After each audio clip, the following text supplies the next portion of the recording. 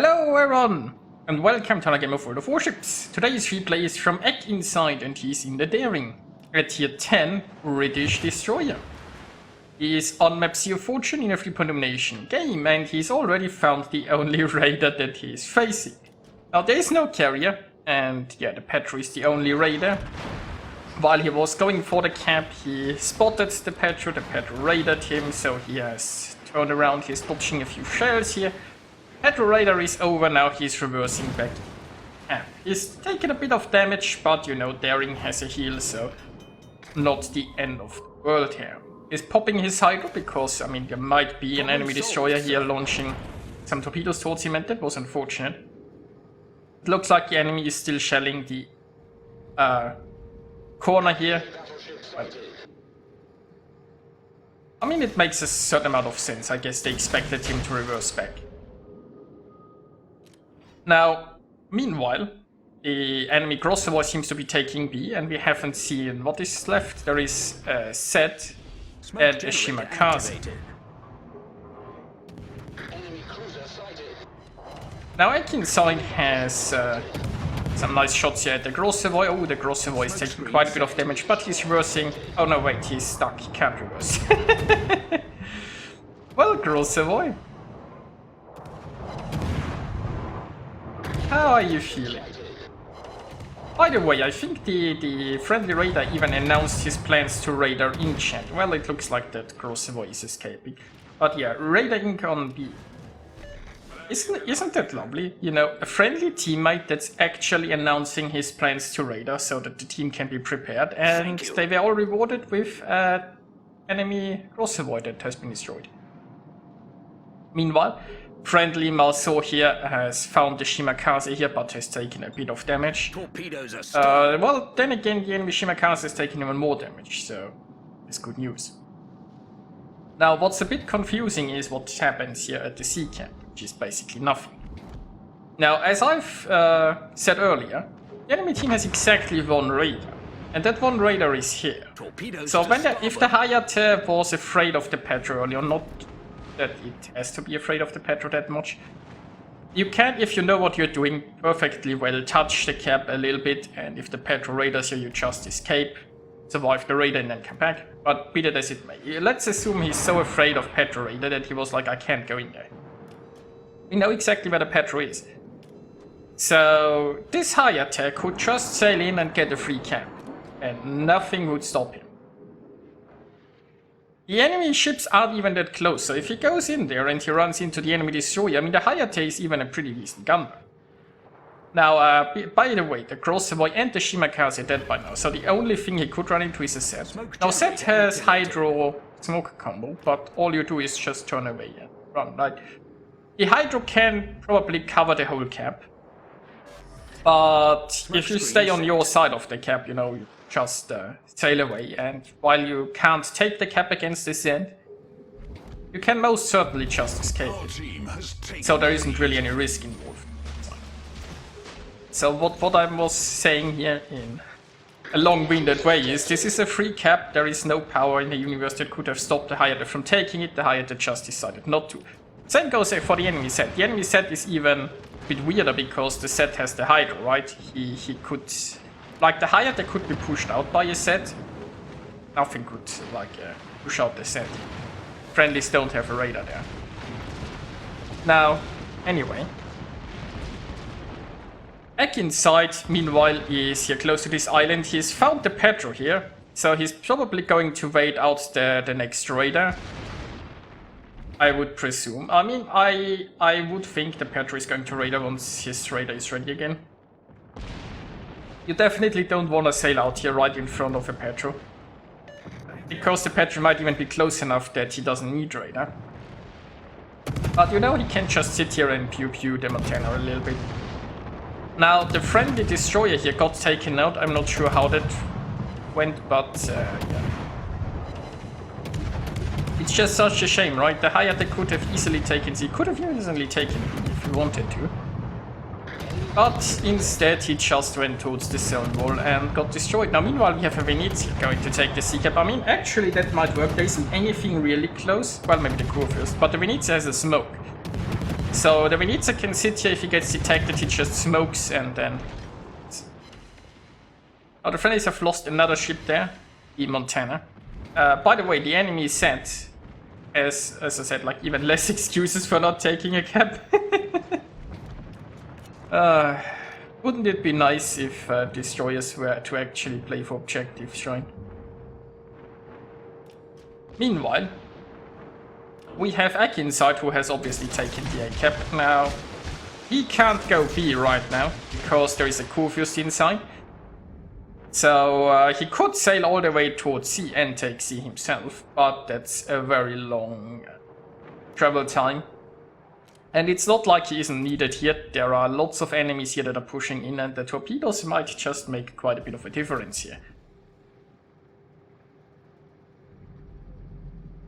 So, speaking of torpedoes, they are going to... Well, they're looking pretty nice on the Yamato. Like, even if the Yamato accelerates now, he's probably going to take that whole cluster. I guess reversing would have helped the Yamato. Oh, the Yamato is reversing. Well, that's a shame. So he only took one. Well, I guess that's standard battleship procedure, I suppose. You get shot, you just reverse. Now, the friendly Venezia, meanwhile, has left the sea. I'm not entirely sure why. Did his smoke run out and he got scared, or did he get hit by something pretty badly? Not sure what happened there, but it's a shame, because another cap would have really helped the friendlies. But this whole game is weird, because the friendlies are the only one who have a cap. And it's just the one where Eckinside and his division made out. So, you know. Now on the other fun side, there is a Cyclone coming in. And this is gonna be interesting, right? Like, especially on the seaside, both teams are afraid of, well, everything. So they are trying to keep a lot of distance to basically everything. It's not gonna work in a Cyclone. Now the enemy team here is somewhat aggressive, but it's also a bit interesting that the enemies haven't actually taken the A cap, because they have just such an overwhelming force here. And they even have a radar here. I mean, they're lacking a destroyer, sure, but if this force just pushes in, sinks the Colombo, then it's just 2 destroyers here. Now, the Kurfürst has finally given up on B, it looks like, because, well, being a Kurfürst, he is obviously pretty visible and getting interrupted constantly. But with his Hydro, he could potentially make a difference at A against the destroyers. We're just desperately trying to hold on here together with the Colombo. Now, the Cyclone also is pretty amazing here for the friendly battleship, because, well, the friendlies here are heavily outnumbered. But if this Colombo can, like, cause one-on-one engagements, then, you know, it won't be so bad for him. Okay, Kurfürst is incoming. Eckinside is going to manually spread out his torpedoes here. He doesn't need much against this Kurfürst. He needs like 2 torpedoes, right? And the Kurfürst is broadside. The Kurfürst might be hydroing right now, but, you know, Kurfürsts don't move that well. By the time he sees those torps, the way they are spread out, he might just be screwed anyway.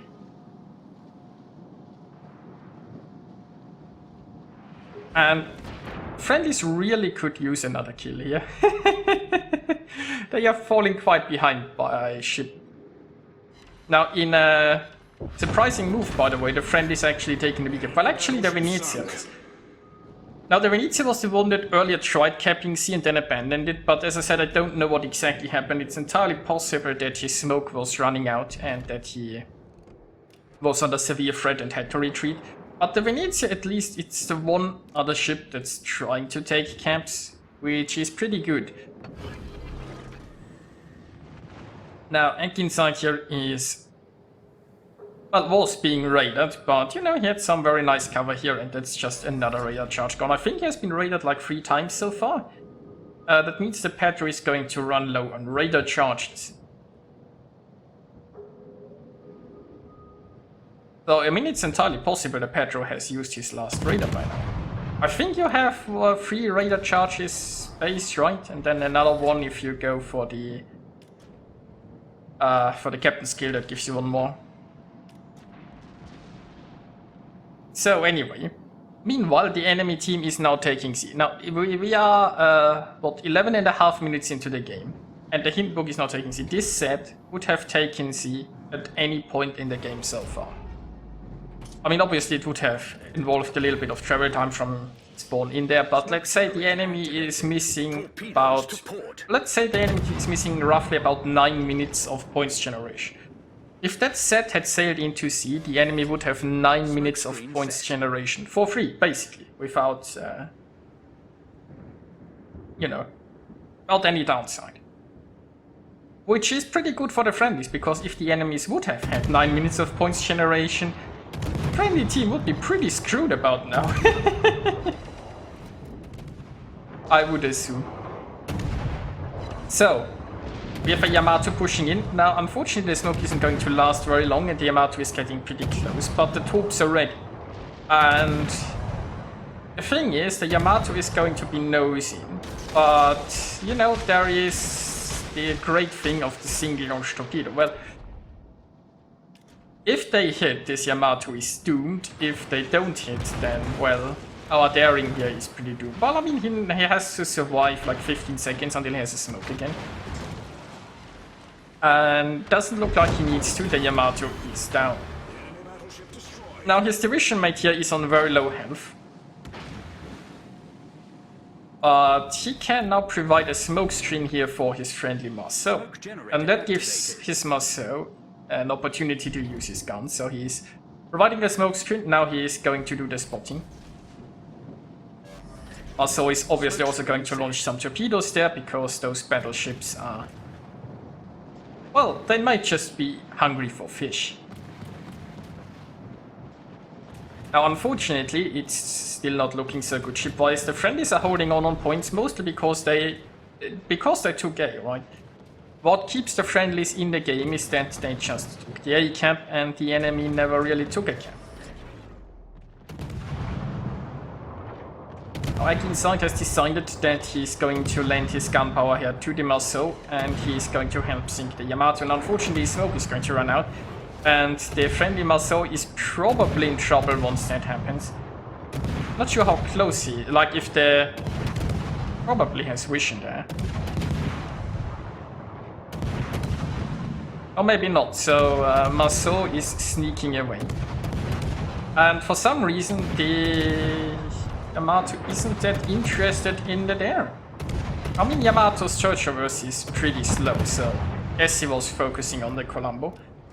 That's, by the way, still alive, right? This Colombo has been sticking with the destroyers here, defending this camp for a long time, which is pretty nice. Well, what's not so nice is this. Nobody wants to see a surprise hintbird. Now, the good news is, it doesn't look like he has Hydro, because if that hintbird Hydros right now, well, Eckinside's just there.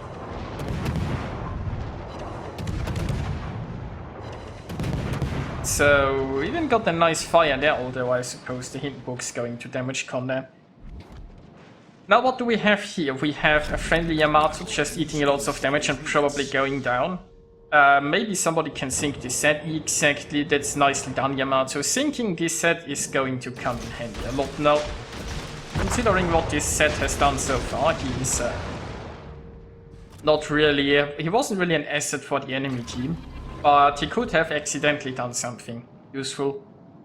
So it's good that he's been taken care of, because the Hydra would technically be a threat for the friendly daring. Now, meanwhile, it's just our daring here and the Christopher Colombo remaining, and, you know, he is kind of surrounded here. Well, that's good. The Thunderer has been taken out. That's going to be very helpful. Now, we know the Hindenburg was on very low health last scene, but he could have healed. And it's not like Eckinside is so very healthy. Oh, and he's found Hindenburg. Hindenburg has not healed. And there is the counter Hydro. Well, not sure where the Montana and the Minotaur are, if they're going to have shots here. It's him, but he should be able to take care of the Hindenburg relatively easily. Well, unless the Hindenburg sinks in first. We destroyed an enemy cruiser. He is still detected. That's unfortunate. Who is detecting him? So the Cyclone has been lifted, and whoever is detecting him is not shooting. This is a surprise. Well, a welcome one. So, there is a Minnow, a Petro, and a Montana remaining. The friendlies have the points lead. The Colombo, though, is on very low health. We see just here the remnants of a smoke dispersing, so the Colombo has used his smoke to disengage, I presume, and survive. Survival should be pretty high on his priority list right now, because the friendlies are ahead. Now, the enemy has 2 caps, but that's going to change soon. So the question is, what are the Montana, the Minotaur, and the Petro going to do? Where exactly did they sail? And I have no idea how much health the Petro has. Okay, where's the Montana? Way too healthy. If they ever see the Colombo again, the Colombo is gonna sink. And it looks like Eckinside here is ready with his torpedoes. He doesn't know where the Petro is, right? The Petro could be lying in wait somewhere. The biggest problem that he has is once this Colombo is dead, the enemy team doesn't have to worry about all the... Well, I mean, not that the Colombo's guns are that big, but they don't have to worry about the Colombo's guns anymore, which means the Petro can sail around as it wants to, not worrying about showing broadside, and they can really hunt down the friendly there. Now, the best thing we've seen so far is the Montana is not going for A. Because if this Montana sails into A and flips A, and then they sink the Colombo, like the Petro could find and sink the Colombo, this is going to be rather tricky. I highly doubt the... Well, actually, the friendly battleship will survive. It depends if he can, like, disengage another smoke again, or if he can, like, go into concealment. Well, it looks like somebody shot him. And apparently it's the Spanish Inquisition. Well, meanwhile, you know, we can actually... Let me slightly speed it up a little bit. Also...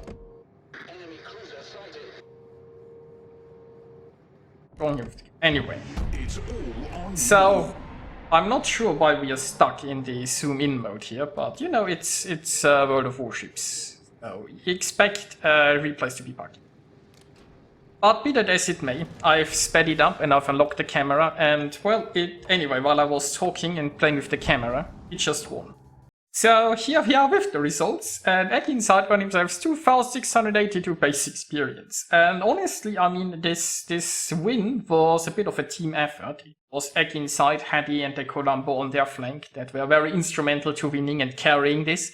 And then there was the enemy team who was very instrumental in throwing this game, right? It turns out the Minotaur was AFK, who could have sunk Eckinside there in the end, because I think the Minotaur was spotting him when he was taking out the Hindenburg there. Then the enemy Montana that didn't sail for a cap in the end, that could have probably changed something. No idea where the Petro was in the end, who could have probably defended or taken a cap to win this. And then the enemy set who scored pretty high, but honestly threw the game pretty hard by not taking any caps. Like the enemy could have had about 9 minutes of 3 points generation, which would have totally easily won them the game. If all the set had to do was sail into a cap, right? He didn't even have to use his guns. Nothing. All he had to do was sail into a cap. So, yeah, there is that. Well, I hope you guys enjoyed watching this, and I'll see you next time.